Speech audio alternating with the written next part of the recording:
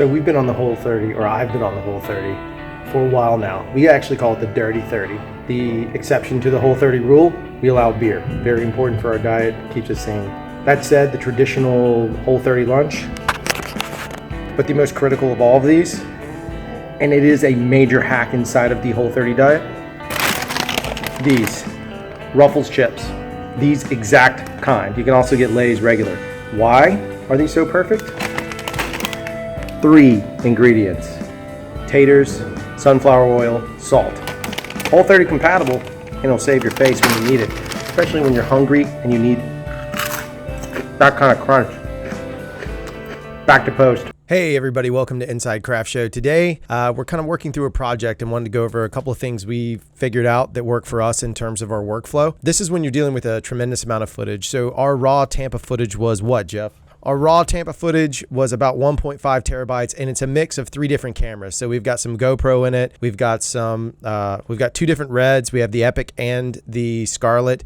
And then we also have, of course, the GH5, our love and passion camera. That sounds pornographic. Anyway, so we have all this stuff kind of compiled together, and we went through the process of organizing all the footage, and I'll talk about how I did that in just a second. But one of the things we wanted to touch on is project organization. So when we're on the road, we double back up everything. So we have 2 of these LaCie 4 terabyte, what are they? So we have these LaCie 4 terabyte Thunderbolt drives. We take 2 of them with us, and then we duplicate the footage on both drives, so we have redundant backup. We try not to erase cards or format cards unless we absolutely have to, which we did with the GH5 and the GoPro, of course. But with the Reds, I think we only rolled over to, we have 22 cards with this. There's 64 gigs each, and we only rolled over, what, to 26? Yeah, I think so. So we only had to burn 4 cards, and at that point we knew we were safe. We just do that as a precautionary tale. That's just a personal thing. It's not always going to work, because on a feature or a long form short, you're going to burn through cards and hit roll 100 and pop your champagne. Woohoo! So if you look here in the footage area, we're going to click that open, and we're inside Premiere Pro, and I imagine it works the same way across any program. I know it works this way in Avid. I'm not totally sure about Final Cut X, but let's just follow the same process. Everybody that watches this show is super smart, so I know you guys can figure it out. So inside of that, we've kind of broken everything down into various categories. We have the Anthem B-roll, interview, lecture, product intro, blah, blah, blah, blah. So let's go into the Anthem B-roll, and if you can see here, what we have is beach, general, gym, and nature. Those are the primary locations where we shot a lot of this content, general being the one that captures the most variations in that. So what we've got is inside the beach, you can see we have all this content.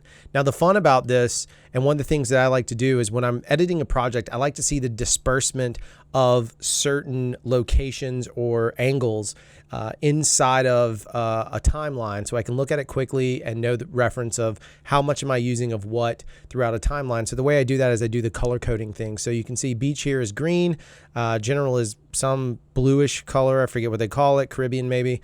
Gym is lavender or whatever, violet, one of those, and then nature is another color. So basically we have these 4 colors, and you can see inside each one of the clips is color coded. Disregard this is a red thing. Each one of the colors, or each one of the clips, is color coded so that I can kind of see how it lays out inside of the project. So when I'm looking at it, I can see how much is balanced out. It's just a quick reference tool for me. It's something that I learned a long time ago that really helped from the feature days. It really helped us kind of put things together in a much better angle. So there we have those projects. Now, one of the things that we like to do is when a client pays for it, we do give them a hard drive of the content. And this particular client did pay a fee to receive the content. So one of the ways we approach that is by going up to File. We'll go to Project Manager. So inside of Project Manager, basically all this does is migrate footage over. And I know that there used to be something like this in Final Cut. There is something also like this in After Effects. My God, if you're editing in After Effects, please stop what you're doing and learn to edit in another program, because I just don't know how you do it. Or show me how. Create a tutorial, send it to CRFTSHO. We'd love to see. So anyway, inside Project Manager, we have the Rad Tampa teaser open, right? And that's just what I'm calling this because I wanted to send the client some piece of it. So what we have is we have collect files and copy to new location, or you have consolidate and transcode. We don't want to transcode. We've already done all that work earlier. And if you've seen any of our other videos, I'll post them up there somewhere on the screen. but those other videos talk about transcoding. In this case, we want to collect those files and copy them to a new location. Why? Well, because I'm working off of one of the two temporary RAIDs we mentioned earlier. And so what we want to do is make sure that everything lines up and rolls exactly the way we want. It'll just migrate over and we get a beautiful self-contained project file that makes it very easy for us to archive, which is a whole nother process that we'll talk about at a later date. So what we need to do is look over here under options. We have exclude unused clips. Typically that's going to be checked. Make sure that is unchecked in this case because we want all the footage. We're just getting into editing. We don't want to keep anybody out. We're not that kind of, this is an all-inclusive project, not a non-inclusive project. So make sure that that is checked. Include audio conform files, fine. Include preview files. I actually turn that off. And the reason why is because they're going to generate anyway, and I'd rather them generate on my other RAID as opposed to generating from a small RAID and transferring over. It's just too much of a pain. You can see here, include preview files is checked off. Rename media, do not change that ever. And the reason why is because if you do an offline or online color correction or you got to send it to VFX, there's absolutely no reason to ever rename your files unless you absolutely have to. And in that case, let it stay inside the meta of Premiere Pro. There's no reason to change the file name itself unless you absolutely feel it's necessary. But in the case of RAID files, you're really going to just disrupt the path and make life a lot harder. So we've set our destination path already. I have it set up. Let's double check it.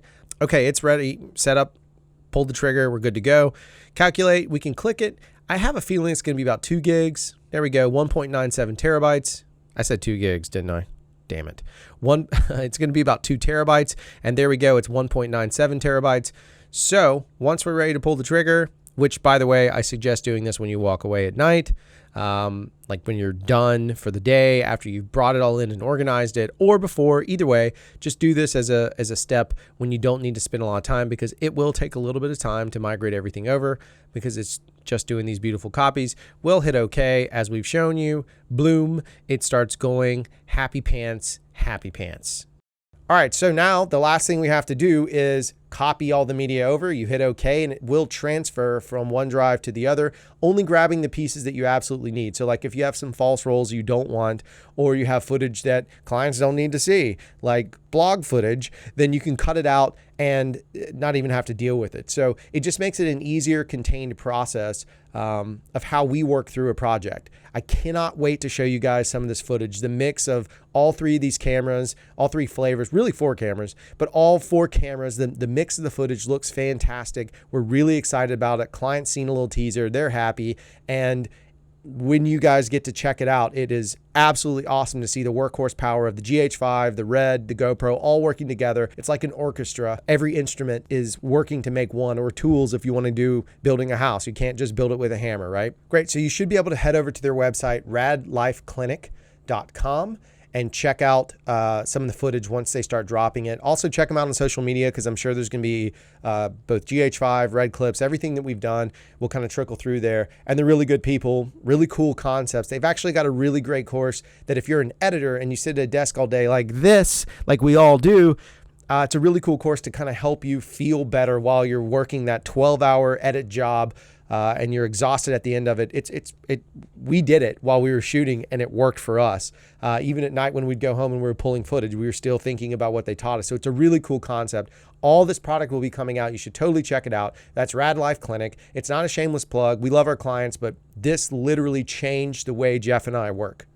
Kids recitals. Guess what kids recitals have? We've talked about this before. Cheap cake. They have cheap cake. Cheap cake.